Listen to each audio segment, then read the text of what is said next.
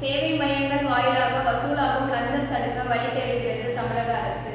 அனுமதி பத்திரப்பதிவு பணிகளில் ஆன்லைன் முறையில் கட்டணம் வசூல் இருந்ததால் சேவை மையங்கள் வாயிலாக லஞ்சம் வசூலாவதை தடுப்பதற்கான வழிகளை தேடும் பணிகள் தொடங்கியுள்ளன.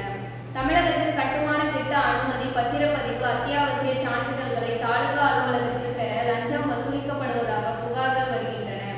ஒவ்வொரு வேலைக்கும் பொதுமக்கள் அதிகாரிகளை நேரில் சந்திக்க வேண்டிய நிலை இருப்பதால் வசூலிப்பது லஞ்சம் எளிதாக உள்ளது.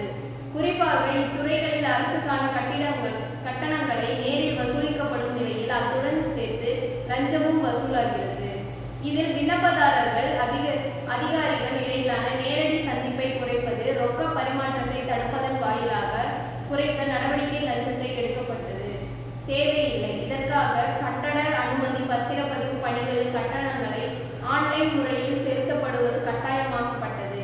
பொதுமக்கள் அரசு அதிகாரிகளிடம் ரொக்கமாக எந்த தொகையையும் செலுத்த வேண்டிய தேவையில்லை என்ற சூழல் உருவாகியுள்ளது.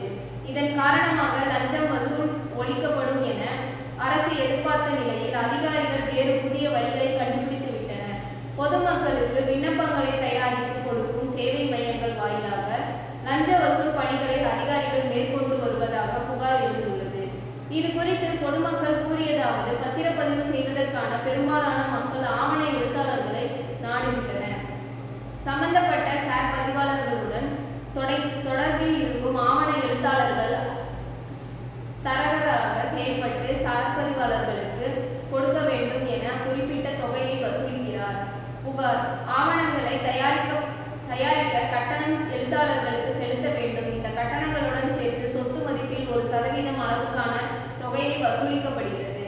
சார் பதிவாளர்களுக்கான தான் என்று கூறப்படும் நிலையில் பொதுமக்கள் இதை நம்புகின்றனர். இது போன்ற கட்டட அனுமதி பெறவும் பொறியாளர்களை மக்கள் நாடுகின்றனர். ஆனால் பொறியாளர்களுக்கு அதிகாரிகளுக்கும் இடையில் வல்லுநர்கள் என்ற பெயரில் வரும் நபர்கள் லஞ்சம் வசூலிப்பதாக புகார் எழுகிறது. இதை தடுக்க அரசு நடவடிக்கை எடுத்தால் மட்டுமே லஞ்சத்தை ஒழிக்க முடியும். இவ்வாறு அவர்